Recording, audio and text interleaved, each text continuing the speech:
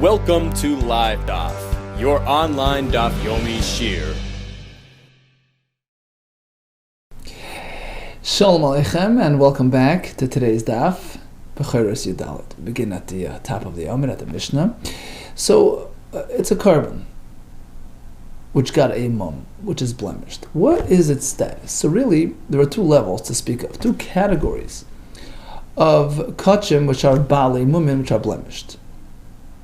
We have one which is called kedushas damim. So this is an animal which, to begin with, was blemished, seriously blemished, permanently blemished, in which case it preempts the real inherent kedusha from arriving. Meaning that at most, this animal is now kadosh ledamav. It's kadosh for its value. Rashi explains, although he designated it for mizbeach purposes, but it can't go anywhere. Rather, its value will be directed towards the mizbeach. So you'll sell it and take the money and purchase a carbon for the mizbeach. So in this case, it's merely kedushas damim. It's a monetary status. It's kadosh for its value. The next level is kedushas haguf. You have a real carbon, which was meant for mizbeach. It achieved a higher level of kedusha. It's inherently kadosh, and then it was blemished in a serious manner, which renders it unfit, disqualifies it for mizbeach purposes. It cannot be offered as a carbon any longer. In this case, you have to redeem it, etc. But even after redemption, it's called pisulei hamikdashin. It's a disqualified carbon, you see, because it started on a much higher plane. It was inherently kaddish. It in itself was designated to be offered as a carbon on the mizbeach, so it never really loses its kedusha entirely. It hangs on to some residual kedusha and it maintains some status, even post-redemption. Okay, so just for clarity, we have two categories of blemished kachim animals. We have one which is merely kadosh kedushas damim. It's monetarily kadosh, in which case after redemption it totally dissipates and becomes an ordinary animal. And we have the higher level called kedushas haguf, where it was inherently kadosh. In that case, even after being blemished, it still retains some status. It is called pisulei hamukdashim. Okay, so for short, just psulei, right? In that case, even after pidyon, it retains some residual kedusha, as we're going to see in the Mishnah. So first, we'll discuss the basic scenario, and then the more advanced one. It says the Mishnah, kol hakachim. So any animal which was designated as a carbon on account of the owner, but it couldn't really go anywhere. Shekadam mum kavod lahigdeshin. There was a permanent blemish which preceded this designation, in which case it never really got to first base. It was at most kedushas damim, was only monetarily kadosh. V'niftu, and after it was redeemed, it's an ordinary animal, like any other one in the barn. Chayavin b'bechira. Its firstborn will be kadosh as a bechor. Matanos, you have to after you shechta, you have to give the portions that belong to the kain. You give it to the kain, like any other ordinary animal. V'yoytz nachulin. It's considered like a regular animal. Ligazes, to shear it, or li'avid, and to be worked with, right?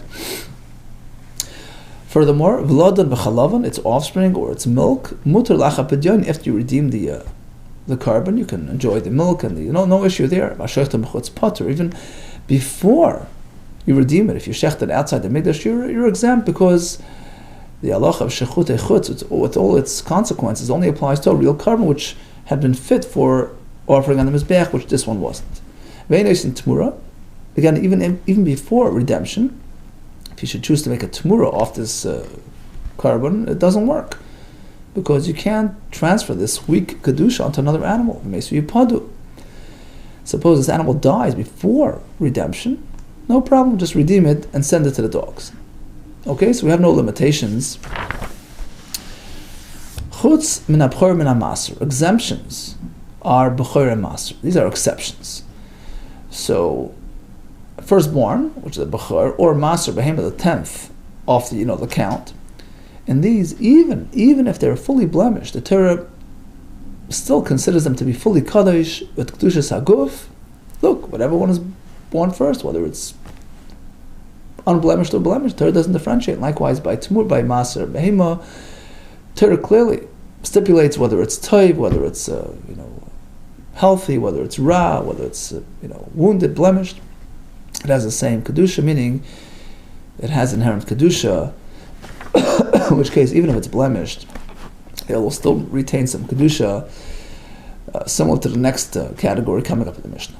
Okay, so the first example we have a very basic form of kachim, which never got to the point of inherent kedusha. It was merely monetarily kadosh, in which case, after redemption, it's an ordinary animal. However, here comes step number 2. But if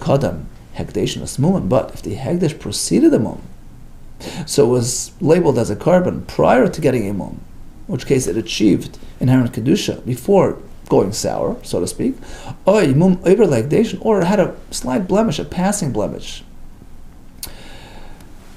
before it became kaddish, so that did not inhibit the kedusha from arriving. After it was labeled as kedusha, as hekdesh mum kavua, then it developed a permanent, serious mum. Okay, so once it had kedusha saguf, it will not let go of that kedusha. So even after it's unfit, v'nifto, and then you redeem it, it still maintains some residual elements of kedusha. Unlike a regular animal whose firstborn is kaddish as bechor, this one is exempt from bechor. It's exempt from atonois. Ve'enon yotzin. It's exact opposite of the first part of the Mishnah. Ve'enon yotzin nechulin legazez le'aved. Even after redemption, it can't just go out to the barn and have it, shorn and work with. It's only meant for consumption of the meat only. Vlad and mechalav and aslach. But even after redemption, the milk and the offspring are off limits. And suppose he shechts it outside the mikdash before redemption, he's fully liable, because it's considered like a carbon, which is aguf. And despite the fact that it's already a balmum, right? But it has to do just aguf. You can't shecht it outside the Beis HaMikdash. The Gemara will explain exactly what's going on here. And likewise, v'ois and tmura. Before pidyon, you could make a tmura with it, so with the transfer carries over. Suppose it dies before pidyon, before you got a chance to redeem, you have to bury it, because you cannot redeem it in its lifeless state. It needs to be, stood up and assessed properly, etc. Okay, so pretty clear. We have two categories. We have a very basic kachim, which only achieved kedushas damim, in which case after pidyon, it's back to normal. It's an ordinary, animal, so all its halachas, as opposed to the second level, which achieved kedushas haguf. So even after it got blemished and after pidyon, it is considered psulei makdashim, with its kedusha-related limitations.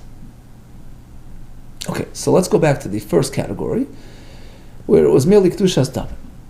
Mishnah says after you redeem it, it goes back to the barn. It's chayiv and bechora, chayiv and matonis. Time of the nifto apparently only after redemption. Holy nifta, but before redemption, paturin. Mina b'chor matonis, exempt from b'chor matonis, even though it only has kedushas damim. Oh, kasavar, apparently our Tana holds that even a limited kedushas damim is matche, rejects it from mina b'chor, mina matonis, it's exempt from those mitzvahs. Mishnah continues, after redemption, you can send it out to the barn, have it shorn, work with it, no problem. Apparently, time of the nifta, only because it was redeemed. Halei nifta, but before redemption, asir b'gizavad, you can't share it, you can't work with it, despite only having a limited value-based kedusha. You still can't work with it. You can't. Misayele the Rabbi Lezer. It's a right to Rabbi Lezer, who likewise says the Amar who says kachav the kabayis, an animal which was donated to the building fund. It's not mizbeach related. Asurin b'gizavad, you can't work with it. You can't share it, despite only having limited kedusha, which is pretty much what our Mishnah is saying. An animal which was designated for mizbeach, but really couldn't get there. It was only kaddish for its value. It's asur b'gizav avodah, despite only having that limited value-based kedusha. So these two halachas in line with each other. Amri, the answer is no. No, you can't compare one to the other. Our Mishnah, it's not a regular donation. It's kedushas damim lemizbeach. He took an animal and said, I want to offer it as a carbon. Okay, he attempted to make it as a carbon, even though it was really blemished and couldn't go very far. But there's an element of carbon. It was designated for carbon, kedushas damim, but it was lemizbeach. Who the michlaf of kedushas lemizbeach? So here, there's reason to disallow its use, sharing and working, because it can be mixed up, and confused in people's minds with a regular, ordinary, Kiddush Saguf L'Mizbeach, inherent Kaddish L'Mizbeach type of carbon. And therefore, Gazru, where Rabban disallowed use, sharing and working with this animal, people might confuse it with a regular, ordinary carbon. But if a fellow was merely donating to the building fund, that's a totally different type of, class. And nobody will confuse it with a carbon. And perhaps there's no gzera, there's no isur d'Rabbanan to work with it or share it. Mishnah continues. So after it's redeemed, the milk and the offspring is perfectly accessible. Now, when did this happen? So did the animal conceive and birth after redemption? Oh, shit, of course you can access these entities. Once the Kedushas Damim was redeemed, we said it's back in the barn. It's a regular, ordinary animal. Of course, its offspring is perfectly fine. Ella. So that's obvious. There's no need to. Ella must be the Abel Fnei Pidyonin. It conceived before redemption. So stage 1 happened while it was still somewhat Kaddish. And it only gave birth after redemption. And, in that case, the Mishnah says, you shouldn't think there's any Kedusha on the Vlad. Fact is, it's like a regular animal. Okay, because when did the Leda happen? It gave birth after redemption, in which case, it's like any other animal in the farm. Oh, but let's infer from here. Apparently, if it gave birth before it was redeemed, before the mother was redeemed, the offspring is off limits. And as Rashi points out, you can't put it on the Mizbeach because after all, it was sourced in a problematic source. It came from an animal which was a balasmum, which was, not really suitable for Mizbeach. It was merely Kedushas, damim, but it's usher, you can't use it. So now the question is, what do we do with it? Okay, so again, if it conceived and gave birth after Pidyon, obviously it's your animal, no problem with that. If conceived before Pidyon, gave birth after Pidyon, and that the Mishnah says, you can use it.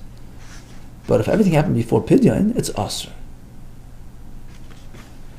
Because it was produced by an animal with some Kedusha. So what do we do with it? We turn Talmud Bavli. So you have to redeem it. Could I just redeem it as is, in its unblemished state? Because after all, it's unsuitable. I mean, it's coming from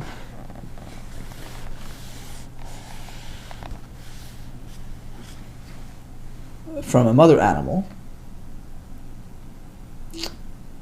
which was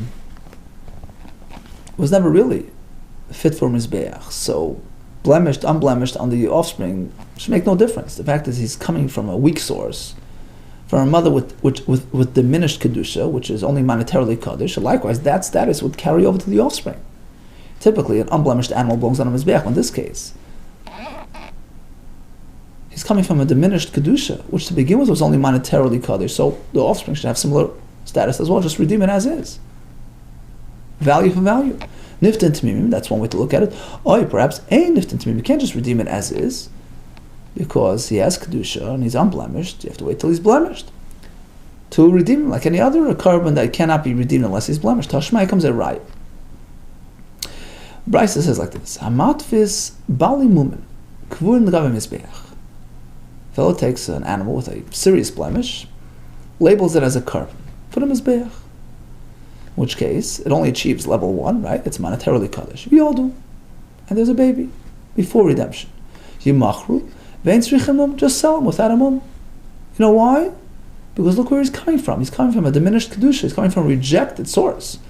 Shein Kedusha Chadalein, there's no Kedusha applied. There's no full Kedusha applied to this offspring. It's not inherently Kaddish. It can be stronger than its source, than its mother, who's merely Kaddish for its value. The secondary can't be stronger than the primary. Even the mother only had Kedushas Damim. Certainly the Vlad will have no more than that. So just redeem it as is, whether blemished or unblemished. There's your answer, okay? Now just one more point here, sort of a side point. So from the Brisa we can infer The reason why you can just redeem the offspring as is because he's coming from a weak source, in which case he never rises to the next level beyond monetary kedusha. Aval hikdash zachar l'dama. But suppose he didn't have a shaky source. He took an animal as is and was magdish it. Took the zachar, the male animal, magdish it l'dama. He says, instead of saying I'm going to offer it in itself as a carbon, I'm going to be magdish it l'dama for its value. Meaning, I'm going to sell it and use the money to buy a carbon oila. What happens now? Hikdash dachal l'damav kadosh kedushas haguf. It doesn't stop there. It expands and grows and it becomes inherently kadosh. Once you activate the kedusha system on an animal, which happens to be suitable for a proper carbon, just because he decided to limit it to monetary kedusha, no, it explodes and turns into a real carbon. It's inherently kaddish. You got to put it itself on the mizbeach. Say Rav, it's right to Rav who taught us likewise. If he was magdish zachar for its value, it doesn't stop there. Kaddish kedusha haguf, it rises kedusha haguf, it becomes inherently kaddish, and you take this actual animal and offer it as an oila. So back to the Mishnah. On that, very basic kedusha, which was merely kedushas damim. If he takes it, does it outside the mikdash, he's potter because it's not a legitimate carbon, so there's no. Rabbi Elazar masni chayiv. Interestingly, Rabbi Elazar had a different version of the Mishnah. If he does it outside the mikdash, he's chayiv. How could that be? Why is he getting punished for shechting it outside the mikdash? It's a balmum. It's only umukila bebamas yachid.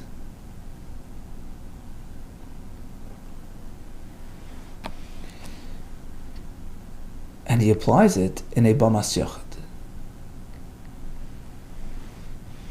That he learns that what the Mishnah here is addressing is a totally different halacha.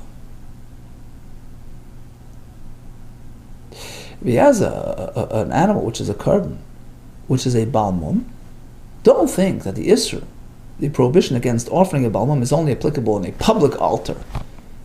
During certain points in history, you can make your own mizbeach in your backyard. It was a bamas yachid versus a bamas tzibur, a public altar.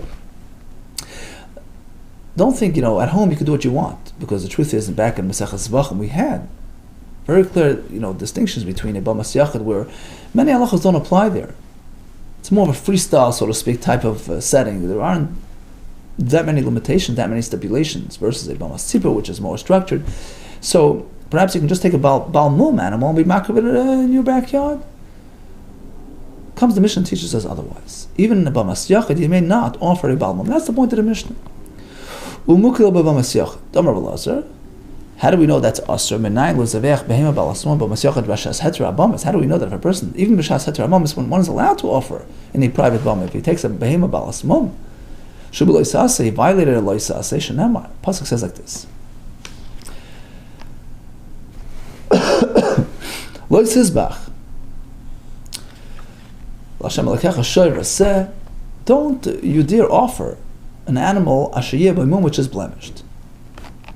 What's the setting that we're talking about? It's not really needed to teach us the isra of doing that by a public setting.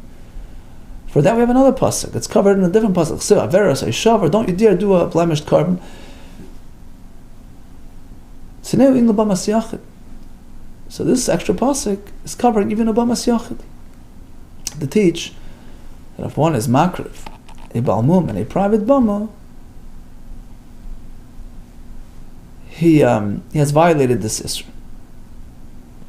Okay, so whether it's kedushas damim, kedushas haguf, it is a balmum, you're over the isra on account of this extra pasuk. Now, how do you know? Who says? Yeah, you have an extra pasuk. Who says it's covering a balmum and a bamas yachid? Maybe it's covering other halachas. It's generating other restrictions in a bamas tzibur only. For example, now we're going to go through a list of options, alternate options. Perhaps we can argue, that extra pasuk is not needed for regular karbonis, because we already know that a balmum is not suitable in a bamas tzibur. Perhaps it's coming to cover a different case. Bechor, I would think perhaps, a as we learned before, Bechor, even when blemished, if he's the firstborn, he's Kaddish. So maybe you couldn't be makriv him in a bama, despite his blemish. Salka, perhaps you can, entertain a thought. Hoil b'Kaddish, since a Bechor becomes fully sanctified despite his blemish, Likr namik shvamon, you can offer him as a korban. He's different than a regular. Kamash mondeloy. Perhaps that's the point of the pasuk, to teach us, no, a Bechor is no different than any other korban. If he's blemished, leave him out. So perhaps that's what the pasuk is for, not to expand the Isra and apply it into Bamas Yachid as you're telling me. Amri, so the Bnei Yeshiva responded, no, it can't be talking about Bechor. For that we have a different pasuk. Bechor behedik sibah. Bechor, there's a clear pasuk that he's unsuitable, because by the Bechor it says, if he's seyach, ha'iver, if he's blemished, it is bechenu, don't offer him as a korban. Okay, so that's not needed. Okay, but perhaps he's needed for a different case. Imani and lekachim, that extra pasuk is not needed for regular korbanos. Maybe it's coming to cover Maser Behema. Like we said before, Maser Behema also becomes fully kaddish despite its mum. So maybe the pasuk is teaching, despite its kedusha, you still shouldn't be offering it as a korban in a bamas tzibur. The Saga perhaps there's room to think, since he becomes kaddish despite his serious blemish, as the pasuk says, don't differentiate between good and bad, or ben ra.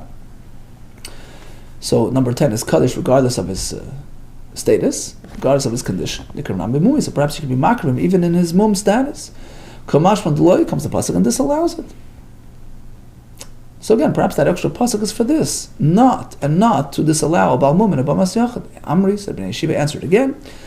Oh, for that we have a different pasuk. Maser Nami Gomar, we learn through Gzeir Shava, Avara B'chor. We have Gzeir Shava, says Avara by Meiser, Avara by B'chor. We carry over the laws of B'chor to Meiser and disallow offering a Baal Mum, so there's no need to have a pasuk for that. Okay, we have a third option, Ema perhaps. Tneu Inyan, the Tmuras Kachim. Perhaps that extra pasuk that you were citing is coming for a different purpose. That even the Tmur in exchange of a real korban, which happens to be a Baal Mum, you can't offer it as a korban. You can't be makrivit. So perhaps I would think you could. Tmura is different. Since a Tmura, unlike a regular korban, a Tmura, perhaps since he's merely a carryover, he's sort of a copy from the original, so the kedusha gets generated on him even though he's a Baal Mum. The person should not make a Tmura. The pasuk continues, Toiv bara. Toiv bara. Oira b'toiv, which means to say that you have let's say a korban oila, which is toiv, complete, healthy, unblemished, and you have an animal next to it which is blemished, ra, inferior. Technically, the carryover works, the transfer works. There's a kedusha expanded into the tmura. So you see, a tmura can catch even with a Baal Mum. And therefore, perhaps, take it a step further. Kreva nami, shibal asmam, you can even offer on the mizbeach in that state. Kamash one delay comes the pasuk and says you can't. So maybe that's what the pasuk is for. The answer is amakra vayu tmurasa yekodesh. The pasuk equates the original korban to the tmura. Makish tmurasa loy, to compare the tmura to the original.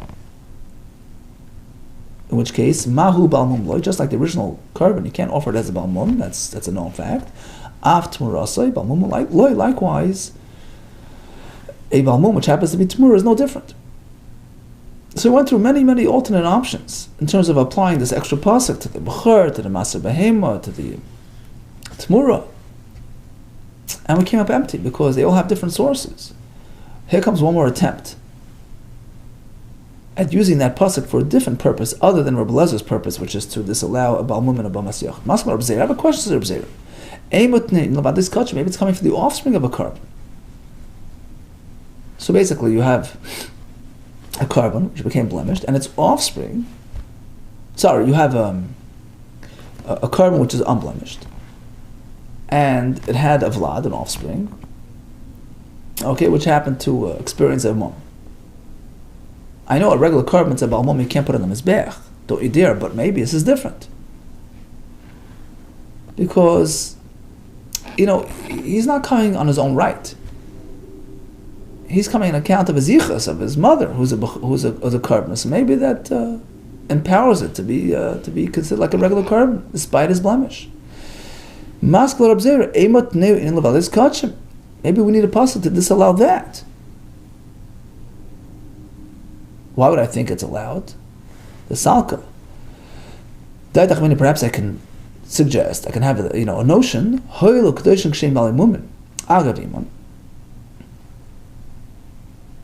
that since